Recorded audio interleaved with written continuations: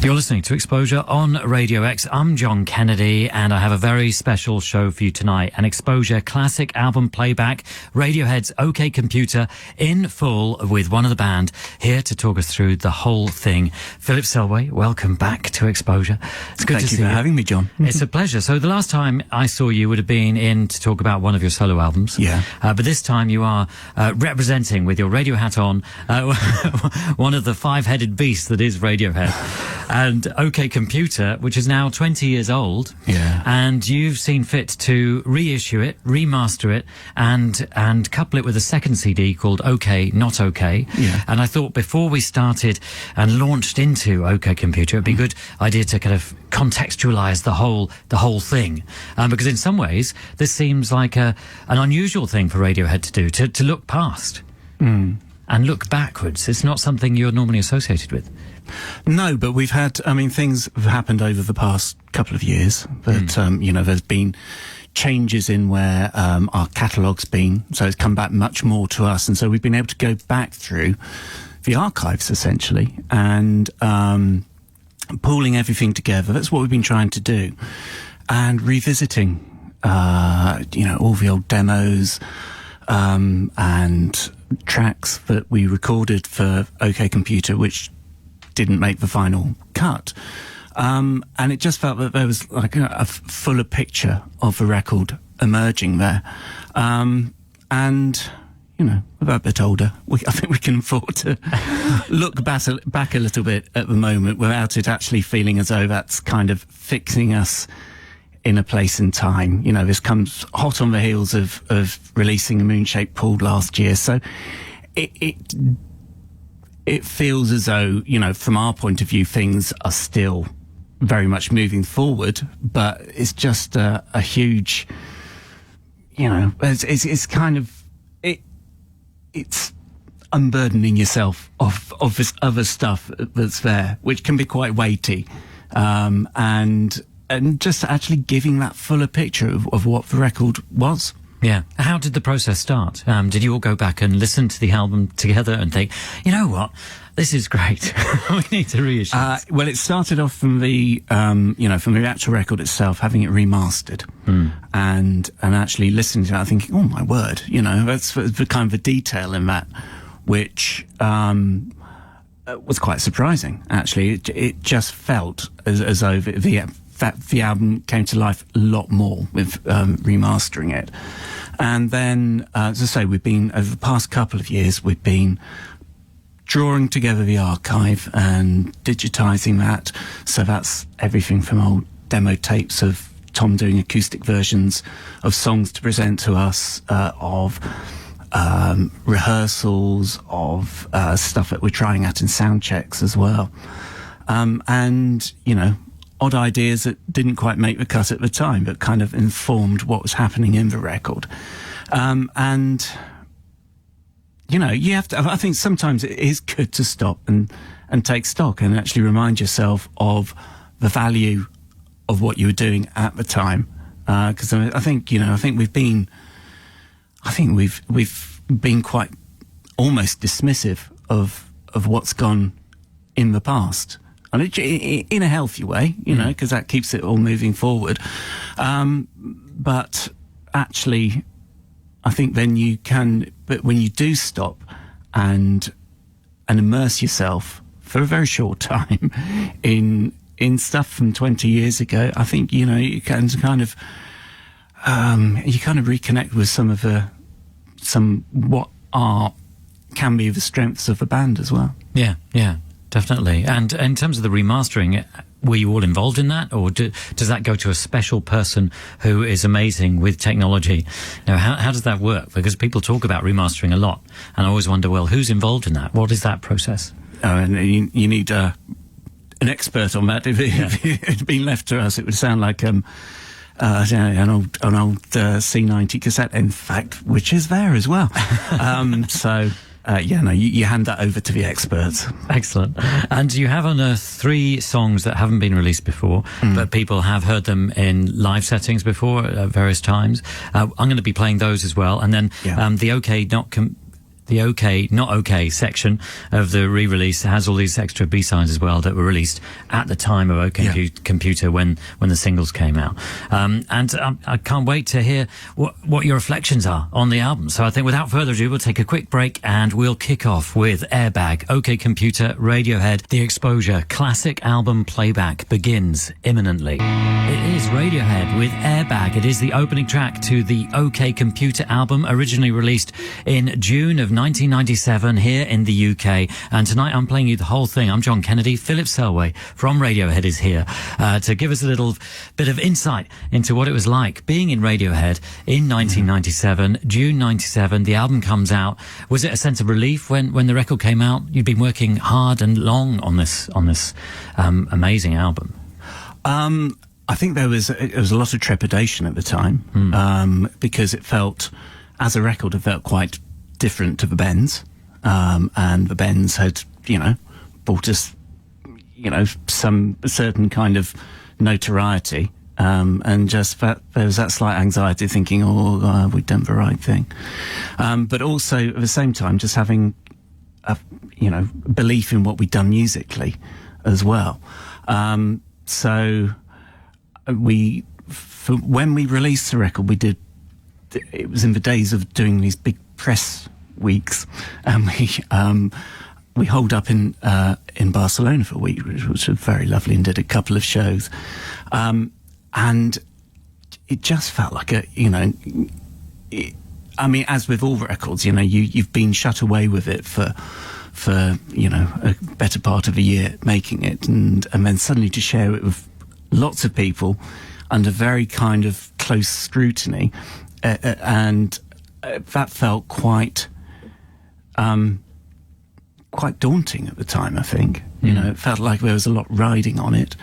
But at the same time, you have had all this material that you've been putting a lot into, and you do just want to get it out there and share it with people and see what responses, could or otherwise come back to you. Yeah, presumably the band felt very happy with what you'd done, and then you played it to different people involved in releasing it, and there's some intriguing reaction. I read that Capitol Records, your US label, said it was commercial suicide. That where are the singles? Yeah, and yet it went on to sell millions of copies around the world, and it's still referenced as a pivotal and important album in the history of music, which is pretty amazing. But credit to, like Parlophone and Capitol, they got completely behind the record as well, and gave us a lot of scope to work the record in a way that was appropriate to what we'd done. Yeah. So we've had we've been given a good lot of rope in that respect throughout, our kind of musical career. Yeah. Yeah, which is great. So despite their reservations, they still got behind it and pushed it. And I'm sure that helped. But I think the music helped as well. Listening to Airbag, it sounds fantastic. And I love the drumming on it. But I know that you took a different approach to recording the drumming for Airbag, I think. Did you sample yourself? That's right. Yeah. Well, at the time, for that one, I think we were just trying to kind of really tap into the spirit of DJ Shadow at the time. And so, you got these very kind of quite roughly chopped beats, which, is kind of underpins Airbag. So I remember sitting down with Tom for a couple of days, arranging just doing the rhythm track. We'd been, before we went into record, recorded a lot of the album at a place called St Catherine's Court, just outside Bath. And before that, we'd been on tour with Alanis Morissette. And in the sound checks, we'd been doing, these kind of epic versions of songs, like 13-minute versions of Paranoid Android.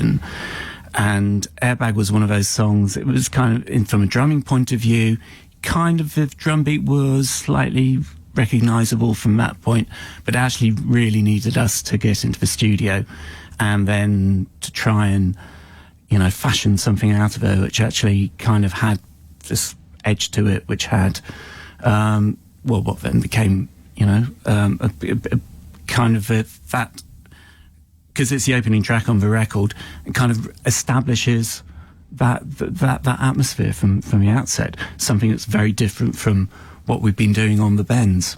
This is one of his tracks actually I can so vividly remember.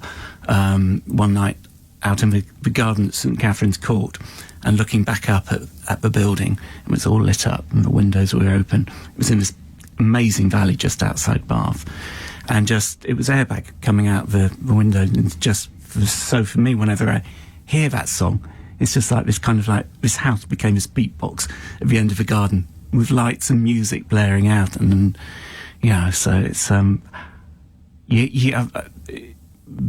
the record really took on the character of the places that it was recorded in, and I hear that in that song in particular. Yeah, and Catherine's Court is a mansion, really, is it? I mean, it's a big place. I've seen some photographs. Yeah, we like the hardship when we're... Yeah. Looks amazing. And it is to think, that the whole mansion was playing Airbag to you as you were in the garden. Amazing. And did you have to relearn the drums then, having kind of drummed, then sampled them and then cut them up and put them back together? Then when you started to play the track live, did you have to kind of learn this new drum pattern or work out a new way of drumming in order to be able to perform it? Which had been great, actually, because then that informed how my drumming progressed after that. I mean, it happened on so many tracks after that, on albums later on as well. Things like, song like Morning Bell on, I think it was Kid A.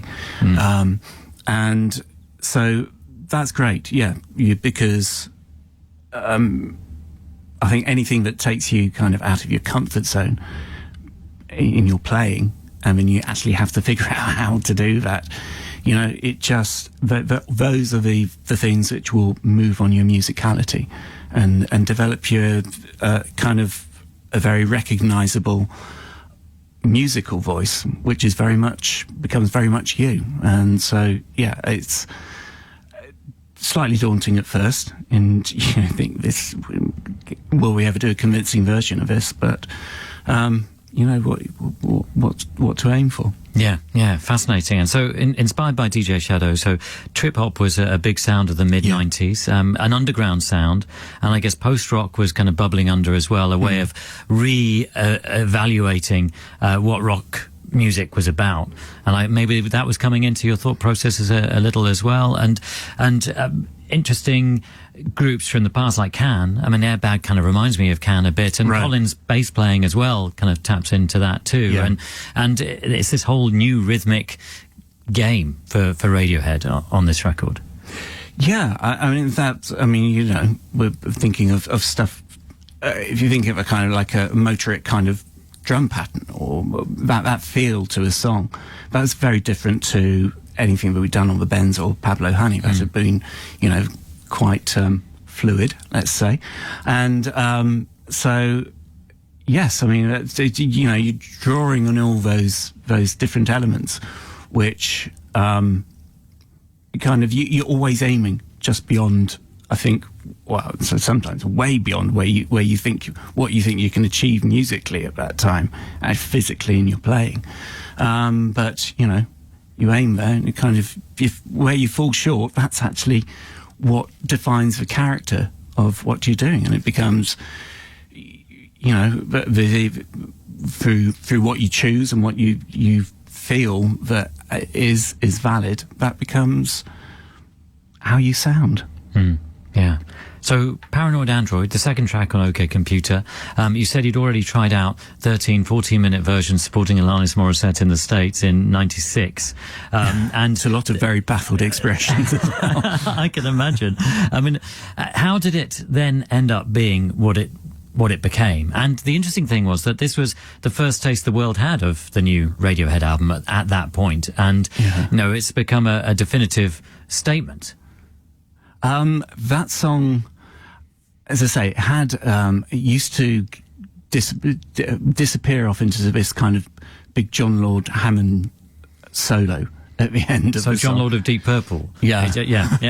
And so we kind of reined it in from there. And that song, in terms, we had to then just break it down because there's various sections in the song and treat each section of the song individually. So it was kind of like, okay, these are individual tracks, and how to bring out the best in those kind of in those sections of the song. And then at the end, I mean, rather than actually, kind of, okay, we're starting here, first, second, and we're going to end up at 6 minutes 15, recording in a linear way. As I say, we recorded these different sections, and actually then it was all spliced together at the end with no idea of how it would sound. Fortunately, it managed to hang together, but we had absolutely no idea that it would get there, really. That's amazing. So once you had completed it, in a way, none of you had heard the whole song at that point, right, until you played it back to yourselves. Yeah, and then it becomes something else to you as well. Yeah, amazing. And then you had to learn how to play it, presumably. Yeah. To think, oh, well, we've got this song, but now we're going to kind of learn it. And how did you learn it? I mean, did you just literally just play it and then try and replay it as a band? Yes. Yeah. It was I mean, we kind of, because the parts are very established. You're linking those together, but also there's a very defined reference point, and so you know what you're aiming for by that point. But you just a lot of rehearsal, and it's funny, I mean, we play songs like Paranoid Android now, and when we first started to try and figure out how to play it, it just felt, it was going to be a long journey. And actually, these songs on OK Computer are so much under your skin now, so much under your fingertips, that you can't actually remember a time when it wasn't natural to be playing them in the way that we are now. And it's been, we've been touring this year, and actually, I suppose having gone back through the archives on it, I think you kind of it brings a freshness. You reconnect with something that was kind of powerful in the song at the time, I think, and it's been really interesting playing these songs live, and 20 years older, but actually there is kind of a direct link back to that point for us. Yeah. Well, we're going to hear it now. This is Radiohead with Paranoid Android on X-Posure, Radio X. You're listening to X-Posure on Radio X. I'm John Kennedy, and that is Subterranean Homesick Alien. It is Radiohead from OK Computer, and tonight I'm playing the whole of OK Computer with Philip Selway from Radiohead, giving us a little bit more insight into the record. It's coming out in a reissued form, remastered, with an extra set called OK Not OK. Subterranean Homesick Alien. What are your memories about this and the creation of this song? So earlier on in the process of recording, before we went to St Catherine's Court, we set up in a farm in an old apple shed just outside Oxford, recorded in there. And I can remember quite vividly, actually I remember the day that we recorded the kind of the basics of this one, because it was Colin's birthday. And so it had been, now I'm going to scrabble around for Colin's birth date, June the 26th, 1996. Right, so coming up soon. Yeah, absolutely.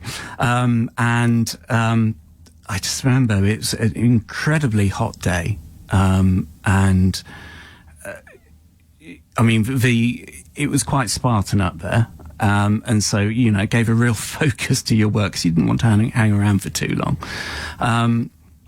But that song, it was over the course of the day, it loosened up.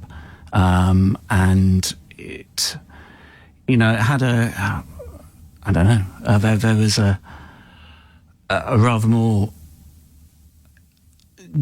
want of a better word, jazz feeling to the backing track on that one.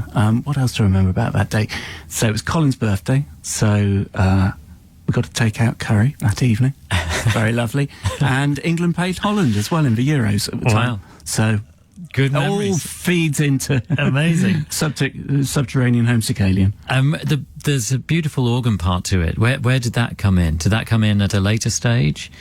And did that feel like a departure for the band, bringing in that kind of instrument? It's like a keyboardy. Well, I think most things actually on OK Computer felt like a departure for the band. Yeah. So, and it's just, you know, I mean, you could see kind of the musical ambitions in there of you know, different members kind of starting to mushroom at that point. And we'd been touring quite solidly for quite a few years by that point, and so inevitably you end up doing your one trick, but building up this all these ideas along the way of stuff that you want to try, and just being able to be there in a studio with all your gear, lots of different gear, and just being able to have the space to try out different stuff, experiment. I can't now with the organ on that one. Coming back to your original question, that's on the roads.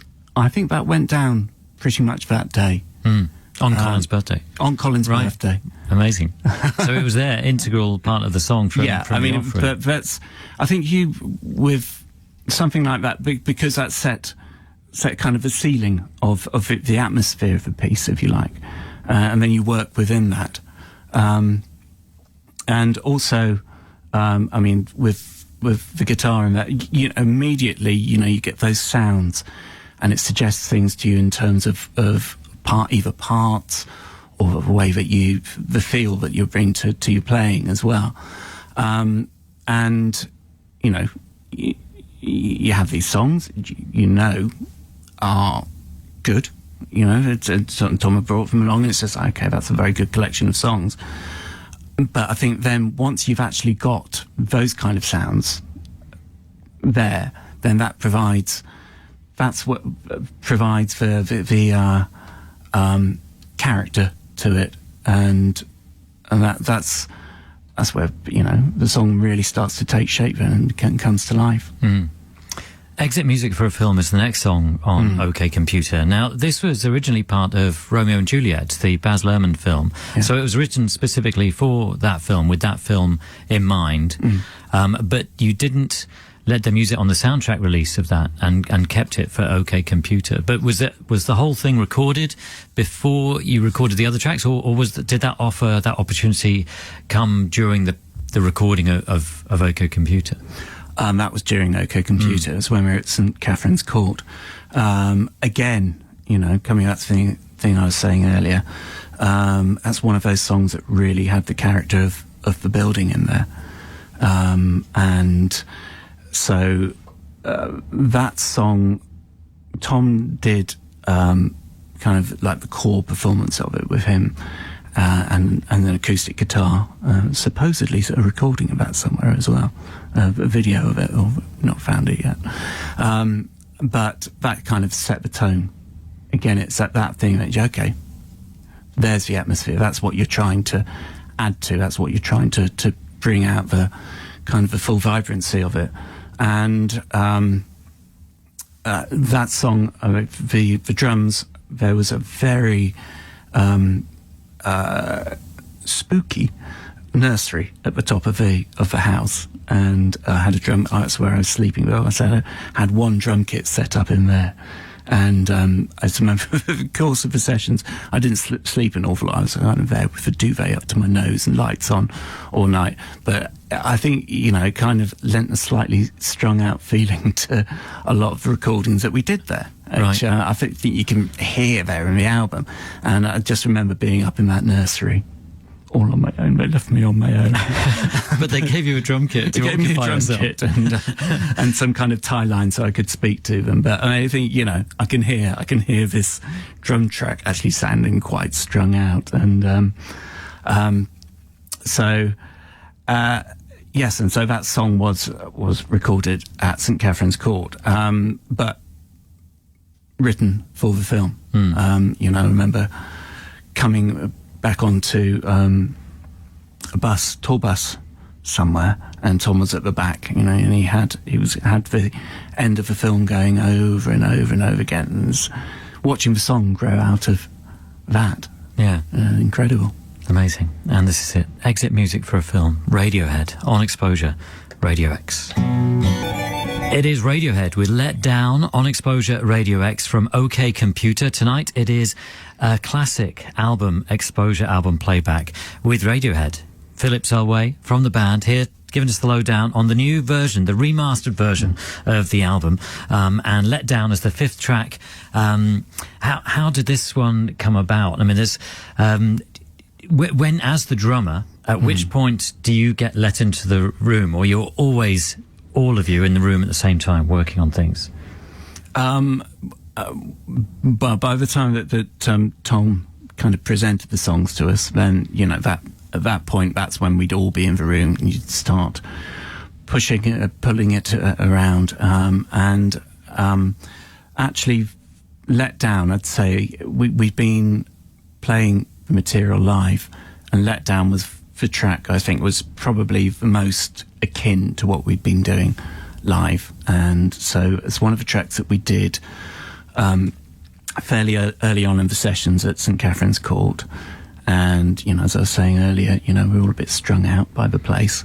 And this is one track that we've recorded that I can just place myself back into the take. I can close my eyes and I'm there. And so this is one of the earlier tracks that we did in those sessions. It was kind of, it was about 2:00 in the morning in this very dark Elizabethan panelled room with candles, and I don't know, in some ways this song feels kind of like the emotional core of the record. As you know, we didn't play it for live for years after touring OK Computer, but we kind of returned to it last year, and I don't know, there's something there. It's just kind of, you just tap right back into the unashamed emotion of the piece. You know, even though it has that line, "Don't get sentimental," it always ends up drivel. So that was kind of, you have that line firmly planted in your mind as you're playing it, but so it kind of keeps you in the right spot with it. But but that's it was one of the, that for me was, that track was how we sounded at that point, and it just completely captures that. And it's, you know, it has its you can hear everybody's different musical voice in there, and the way that it just kind of feels almost randomly falling against each other, but it has this pulse. It hangs together, and I felt that was a very important track in the recording. Yeah, it is interesting. It does hang together, but some people have suggested that, you know, the guitar is running to a different time signature or something like that, you know, and then the rest of you are playing on one time signature, and then the guitar works in a different way, but it does hang together beautifully. That's what happens when you play in a band with Johnny Greenwood. Karma Police is the next song, and this was released as a single. And can you remember how this came about, Karma Police? Because it's obviously, you know, one of your most famous songs as a band, and it's gone on to be almost an anthem for many people. You know, how do you feel about Karma Police now? It's one of those songs, I think, thinking back to the actual band takes that we did for it, you know, there's, again, that was kind of representative of what we've been doing live with it. But I think it just, ultimately, I think that version, that kind of approach was too bombastic. So I just remember there was one point in the sessions on that where Tom and Nigel kind of had closed shop and just, you know, chopped out various bits, looped various bits, so you just have this a very, it's got this lolloping feeling throughout it, but it's a a restraint which probably wasn't there in the band version, but which allowed the, you know, the kind of the beauty of the melody of the harmonies around that. I think it allowed that to emerge. So you never know as a band kind of what you're doing, whether you're choking a song at the time. And I think it's you know, it's a lesson you have to learn along the way, that sometimes actually you just need to step back from it then to allow the song to breathe as it should properly again. And I think Karma Police was a good example of that. And this is it, Karma Police, Radiohead, on X-Posure, Radio X. Fitter, Happier, Radiohead, on X-Posure, Radio X, from OK Computer. Philip Selway from Radiohead is here. I'm John Kennedy. I'm playing you the whole thing. How do you feel about Fitter, Happier now? Within the context of the album, it still sounds hilarious, I think. I mean, I remember at the time finding it really, really funny, and I loved the quirkiness of it. You know, with Fred, the voice speaking all these lines. How did you feel at the time? How did you feel about listening back to it now and hearing it again? It still stands up remarkably well, actually. I think it's you know, it's kind of comes from a very genuinely playful place, but it's also the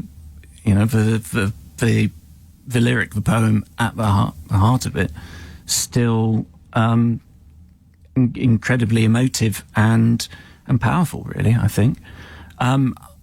It's interesting going back to community, there's that excitement at the time around the possibilities of technology and computers and where that was taking us. And you know, at the time we were starting to become very taken with the idea of our website, which was brand spanking new technology at the time, I think. Well, it's kind of the way that we approached it. And I don't know, there's something about that track that was just an exciting way to engage with the technology around us, for a band which had been essentially a rock band up to that point. That's kind of, again, it's one of those departure points for us. You know, it doesn't have to be, you know, this chord progression on the guitar with this a heartfelt drum pattern behind it. Actually, something like that is as valid a statement on a record as say something like electioneering or something like that. Yeah. And mention of electioneering. Electioneering is next on Radio X. Radio. It is Radiohead with Electioneering on X-Posure, Radio X, from OK Computer, getting the X-Posure album playback treatment tonight. Philip Selway is talking us through the whole record.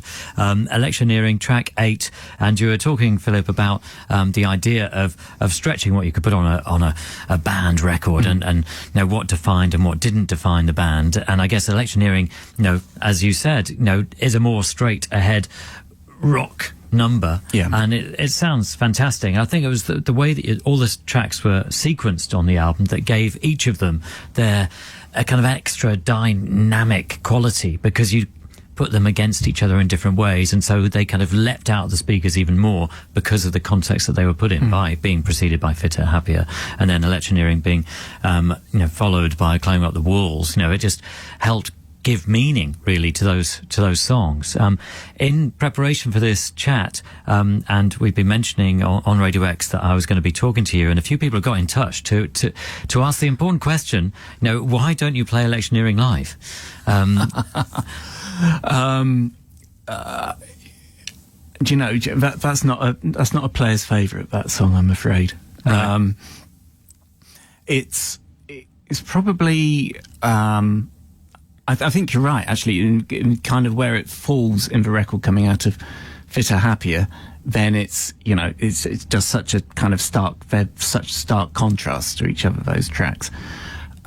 But there's something very muscle bound about that song, which for I think we've got other tracks that do that in a much better way, and in a much more, probably a bit more slightly sensuous way.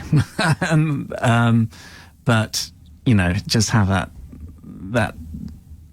I don't know, gnarliness, for want of a better word, to it. So, you know, we played it a lot at the time, and it was one of the tracks, probably there was, you know, camp was a little bit split on whether that one should go on the record, but kind of in the context of hearing it as a complete track listing, yeah, then it served its purpose, and it brought something to the record which wasn't there.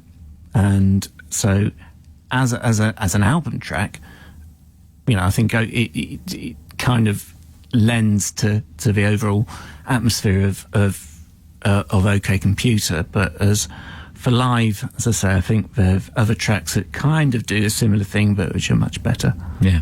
Interesting. But you have been playing quite a few selections from OK Computer in recent sets and upcoming sets as well. I mean, has it been shifting, or are there a set few that you stick to playing, or how's the approach? I mean, you kind of hinted that, you know, going back to the album and going through the process of remastering, listening to it again and digging out other material from the same time, you know, reignited your passion for the songs in a way. Yeah. And as I say, you know, Let Down has been one of those songs that has been an absolute joy to play again, actually. I think over the course of this touring, this past year, I think we've probably, bar Fitter Happier and Electioneering, I think we've probably played every track off OK Computer at some point. And yeah, it's been great revisiting it, and I think, you know, all these things are always, you know, the context of them, and I think those tracks work really well in the context of, you know, like songs off a Moon-Shaped Pool, off a song of it's all the records that follow on from there, really.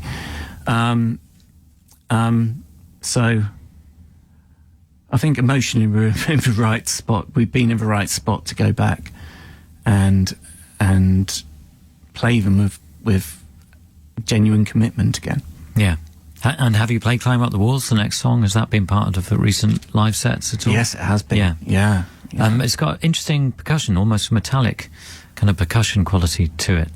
Yeah, I mean, and that was one thing that came back from recording. We recorded that one, I think it was either the same night or the next night after recording Let Down, and what we were playing in terms of parts, very similar to what we'd been doing live, but then actually just kind of really ruffling up the sounds, finding, you know, with Nigel Godrich, just finding these kind of inspiring sounds firing them back at us in the studio, and like with that one, Tom doing his vocal into his acoustic guitar. So is that what he's doing? Because it's interesting, because the percussion, the drums are a lot louder in the mix to some of the other songs, and Tom's vocal is kind of distorted. You can still hear it, but it's an intriguing way it's been recorded, because it's hard to work out exactly what he's doing, but he's singing into the mic on his acoustic guitar. And so, you know, that I mean, kind of what you hear in that take is us responding to those sounds for the first time that were coming. You know, the version before that has been it'd been good, but it'd all been a bit smoothed over. And then suddenly to hear these very angular sounds coming back at you, it then affected how you played it.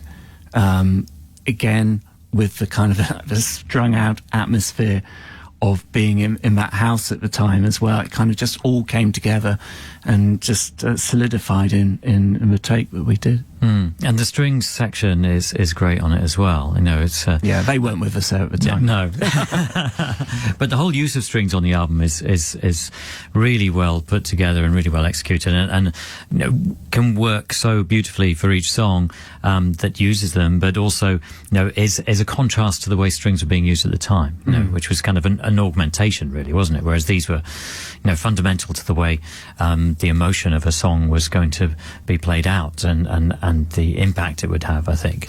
Yeah, and I think that's been, you know, watching Johnny's string arrangements develop, and, you know, you go from the bends where you have something, I think, on as, you know, very, very effective, but very small, kind of almost like quartet performances, arrangements on there. And then just seeing where he's going on OK Computer, it just becomes much more expansive. And you, as I say, it's kind of like this kind of separate timeline to like to you know, one thing you have the development of Radiohead, then you have development of Johnny's string arrangements as well, which has led to all his film work as well. And just seeing where the two coincide, it's a very powerful thing to witness that coming together. Yeah. Well, we're going to listen to Climbing Up the Walls now. This is Radiohead, Climbing Up the Walls, X-Posure, Radio X. You are listening to X-Posure on Radio X. I'm John Kennedy, and that is No Surprises by Radiohead. It's the 10th track on their OK Computer album, which has just been remastered and is being reissued along with a second set of songs, OK Not OK. Tonight I'm playing you the whole of OK Computer with Philip Selway from the band, giving us some background and insights into the record. Now, I read, Philip, that No Surprises was recorded in a single take, but then Nigel Godrich took that recording and then slowed it down further, and then Tom recorded vocals on top of that recording. Is that what happened? Yeah, I mean, that song, it was literally the very first take of anything that we did for OK Computer. Wow. And at the time we didn't have faith in that particular take, and we went on and re-recorded it. I don't know. I think we must have been getting up to triple figures in the end, the amount of takes that we did for that one, but nothing had the kind of the overall atmosphere of that first take. You know, it's kind of a playing can be a little bit shambolic at points in it, but where it is shambolic, that's where the real character is. And yes, so you kind of returning to that one, just thinking, okay, how are we going to make this tape? It's got something special there. So yeah, slowing down the track and Tom singing to that, and then but as I say, yes, it was literally the very first thing that we recorded for the record. That's amazing. But again, it was so representative of where we were at that point, that we would kind of not trust in those things when they were happening and just think, you know, there was this kind of almost kind of this like this worthy approach that we've got to kind of just suck out the utmost of this song, and we've got to, there's a particular standard that we've got to hit on these takes. And actually, the more I mean, that's a good aspiration, but in some ways, the more that you kind of beat yourself up over the takes, the less life that they have. And, you know, it happened on various songs, I think. So I think that, you know, the powerful performances on OK Computer are the ones where you kind of catch yourself off guard. You haven't had a chance to think about them. And there are those tracks, you know, No Surprises. There's, as say, Let Down and Climbing Up the Walls. And I think, you know, there's a real vitality to them. And they're very unself-conscious as well. Yeah. No, it's fascinating to hear. But you didn't think, well, we want it to be a slower version, so we'll record a slower version then. But you probably did do that and then recorded about 100 different versions. It's still not quite the right pace. Yeah. And amazing to think that it was just slowing the tape down. It somehow gave space to all the mistakes and makes them sound like deliberate. That's all part of the genius. It's amazing. So Lucky follows No Surprises, and it's an interesting one in that it's another one that, it's one that predates the album in a way.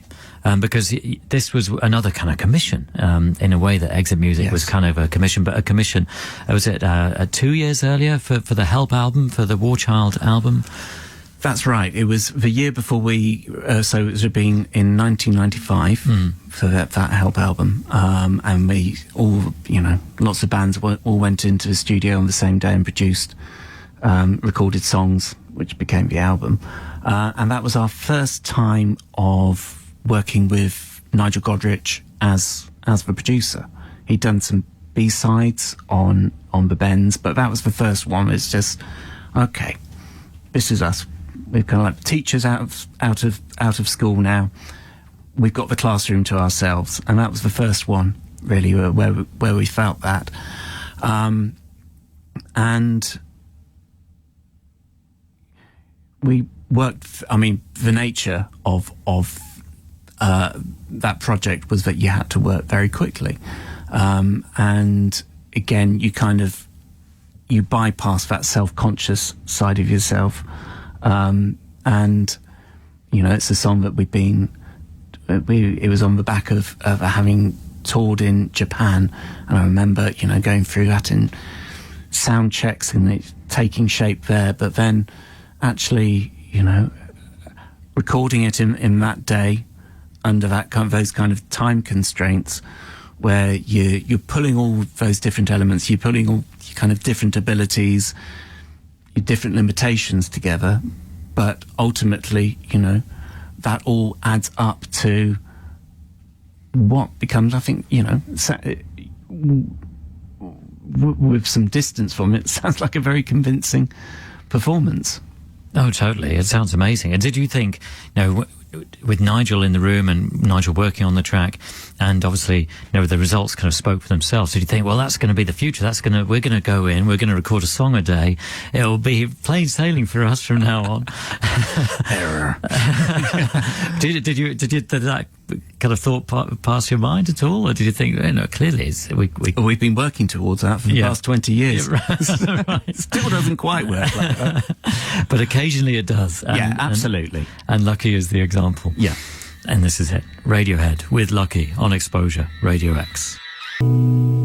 It is Radiohead with Lucky on X-Posure Radio X, the penultimate song on the OK Computer album, which I've been playing you in full with Philip Selway from the band. I'm John Kennedy. The last song on OK Computer is The Tourist. And in my revisiting the album, this is one I've really enjoyed going back to more and more and hearing it again. It seems almost as if one I'd kind of forgotten about. It's a great closing song to the album and sounds fantastic, I think. What's your perspective on The Tourist now? Again, it's one of those songs that we've returned to live this past year, and it's been really interesting. I think you need to, particularly with a song that has the space in it that The Tourist has, you need to be confident musically about it and allow the song to speak for itself. And I feel in some ways a kind of we've kind of learnt to play our instruments over the years. I think we're there now to a certain extent, and that's kind of, that song actually needs that ability there, that just to be able to back off from it. And as I say, it's one of those songs, when we recorded it, it was at the same time that we did Subterranean Homesick Alien. So it was in this old apple shed, well, big apple shed, and just playing the song over and over again and actually thinking, this is not convincing. But actually from that, from something emerged from all those takes, which was, spliced together, and suddenly it had this whole character to itself. And it's kind of, it's almost like having all the different ends of the spectrum on a record. So you have something like Electioneering at one end of it, then you have The Tourist at the other end of it, and then you have Fitter Happier trying to fit somewhere in between it. that would be, I suppose, as it is on the records, bang in the middle. And again, it's just, you know, taking all these different ingredients, all these different flavors, and, you know, and you can't know how that's going to hang together until you get to that final track listing. And, you know, after a while, it becomes evident what's going to create the atmosphere of a record. There comes that kind of eureka moment. It's like, no, that works. You know, you spend, well, I think we spent a couple of weeks trying different combinations on the track listing, other tracks which didn't make the final cut, trying that in there, but actually it was just felt awkward. And then you do hit that point when kind of that, but all five of us, and with Nigel as well, you know, actually you've agreed on that point, and that it has a distinctive character as a record, but it is having all those different elements, like stuff like The Tourist, and I think that was a very kind of important part of the repertoire on there, of what we were aspiring to be as musicians. And Tom sings Slow Down, and the song is very, very slow. Is it hard to play that slowly, Philip? Again, it's one of those moments when you're playing it live, you just think, you feel yourself speeding up and thinking, oh God, I know what everybody's thinking. Excellent, we're going to hear it now. This is Radiohead with The Tourist on Radio X. It is Radiohead with I Promise on X-Posure Radio X, previously unreleased but now part of Radiohead OK Not OK 1997 to 2017. It's the remastered reissue of OK Computer on the second disc, and this is a song we've been playing a lot on Radio X recently. Philip Selway is here, and he's been telling us about OK Computer. So I Promise, recorded at the same time as OK Computer, I think debuted live on that same Alanis Morissette tour in 1996. It's a lost classic, Philip. I'm sure many of your fans would deem it such. What was wrong with it at the time, and you know, how do you feel about now, having kind of resurrected it in effect? I think at the time there was a weight to certain tracks when we were recording them.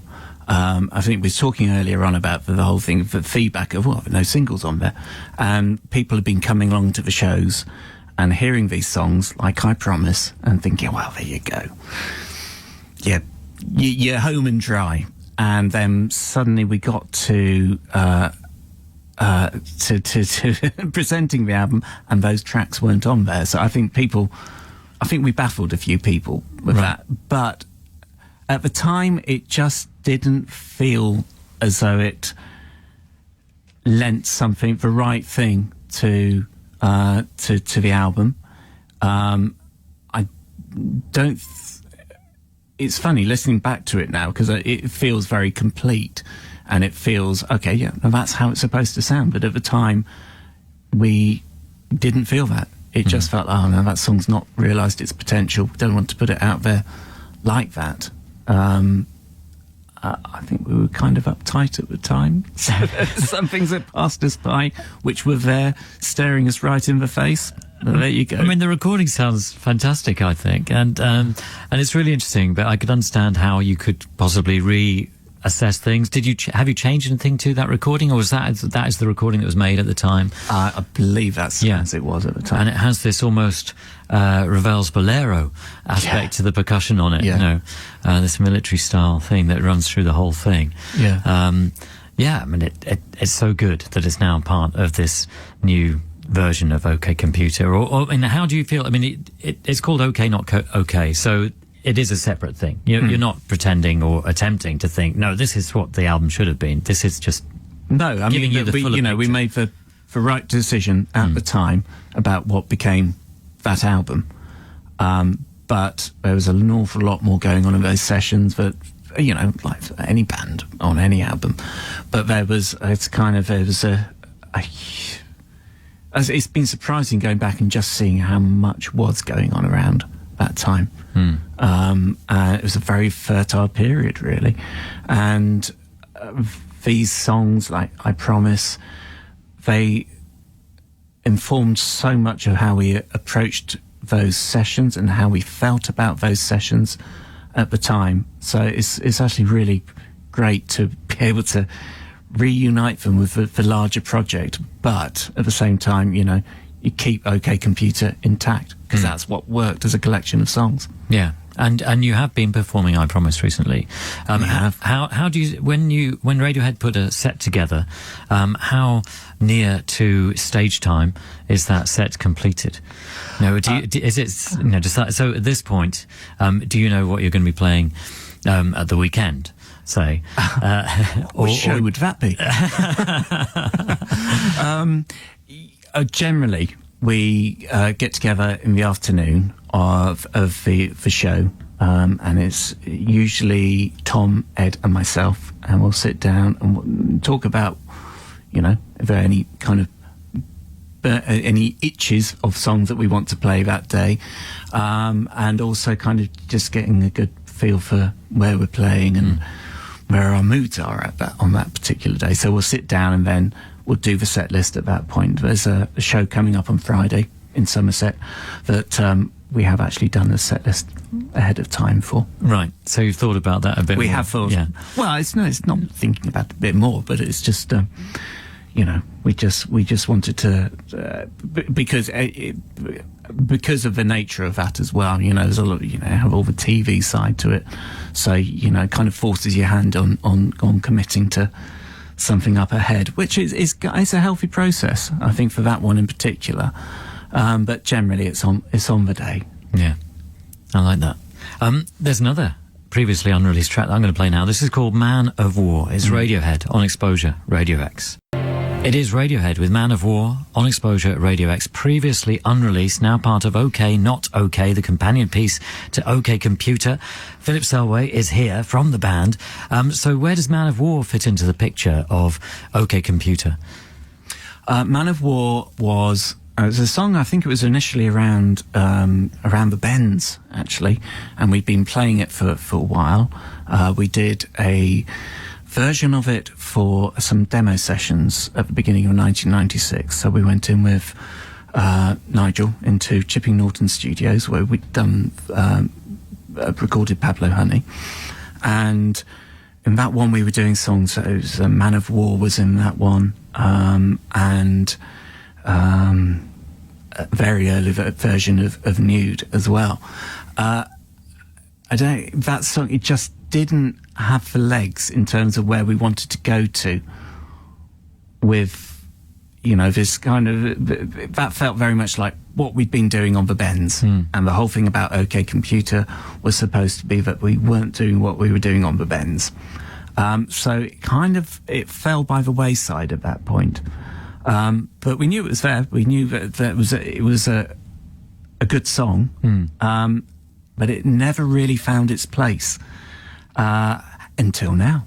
And so it's been great to revisit that one and for it to actually finally, I mean, people, you know the songs, have known the song's been out there for a while. There have been various versions of it, you know, bootleg versions of it, but this is you know, the version of the song which I think we all felt best captured what was good about it. Yeah. Yeah, again, approaching it from not feeling so uptight about the collection of songs, just realising it was part of the spirit of OK Computer and of what was going on musically at the time with us. Yeah, yeah. Also part of OK Not Co is one other previously unreleased song and a whole load of songs that did get released as B-sides to accompanying singles with OK Computer, and I've been listening to them and enjoying them, and Meeting in the Isle, the instrumental, I've been particularly enjoying. But that other previously unreleased song is Lift, which I'm about to play now. And this was, I think, one of the ones that you had performed live. And so, you know, there's quite a lot of the material for OK Computer was tried out. You know, it was quite interesting. Yeah. You know, you did kind of road test it in a way, you know, and clearly some were working for you and some weren't so much. Where did Lift come into that, you know, and it was that one, like I Promise, where people were saying, why isn't that Lift song on this absolutely. And I think that was the one in particular. So it really felt there was a lot of weight on that one. I think after probably, you could probably date it back to how we felt about Creep, where you have this song which suddenly just eclipses everything else that goes, what you've been doing musically, which you did on Pablo Honey, you know, probably quite rightly too, as well. But for that stage, I think, you know, Lift, it just felt as though it was one of those songs. I think we were a bit scared of it by that point, because it had been talked up by so much by people, just, you know, responding genuinely to it. But it was just like, oh my God, if we put that one on there, what's going to happen? Especially because we weren't convinced about the version that we'd recorded as part of the OK Computer sessions. The version that we got on here is from that demo session at Chipping Norton Studios, which we just didn't listen to. We felt it was fey and wasn't really what we wanted to say about ourselves as a band at the time. So if you're not convinced about that version of the song that you have, which we weren't, it just felt we just couldn't stand by it as a track on the record. But it's interesting going back through the archive. Colin actually went back and found this version. I'd forgotten we'd done it, as I think most of us had actually. But he found this version, and it was just listening to it and just thinking, oh my God, that was the song. You know, that's how the song sounded in our heads. That's how it felt when we were playing it live. And we had it there. You know, true Radiohead fashion, you have it there and then just try and pull it apart, and then what you put back together doesn't look like a television set anymore. It's just this kind of bizarre thing. And but it was there all along. So it's been lovely, really lovely coming back to that version of it and just thinking, oh, okay, yeah, no, we weren't wrong about that one. That had something. That's really interesting. I mean, it's interesting to think that obviously when people give you feedback on songs you've played live, and you know, that, as you have alluded to, you know, they're encouraging you. They're saying, "Oh, the new material sounds great. The new tracks sound great. That sounds like a future single. That sounds like a big hit." Now, obviously, that's encouraging to anybody. But you also... But why not us? Why not you? Yeah, well, I'm just thinking that obviously part of you thinks great, people like it, but another part of you as a gang of people thinks, oh, no, that's not where we're necessarily headed. Yeah. That's not necessarily what we're trying to achieve. No, we feel that's just treading water, possibly. No, and it's interesting that you, as a group of people, have that kind of collective feeling about something. No, it's... Because in some ways it would be quite easy to record it, put it out, move on, without thinking about it too much. Yeah, we thought about everything in quite a huge amount of detail at the time. Yeah. Probably in a way that was quite unhealthy at points.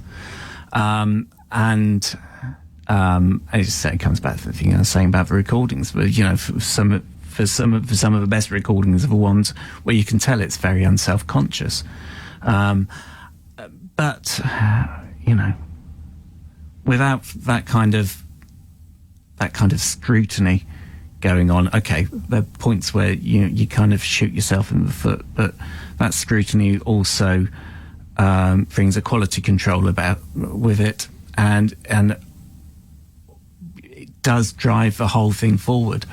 You know, you do find yourself overreaching yourself constantly, and you know, falling short of that, but that is kind of the lifeblood of the band, and has been with the band. Yeah, and thank goodness that you have that approach, because we're a richer world for it. You're true. Very kind. It's true, Philip. Thanks so much for coming in and talking us through the whole of the album and through these new tracks as well. Absolute pleasure, John. Thank you. And this is Lift then. This is Radiohead on X-Posure, Radio X.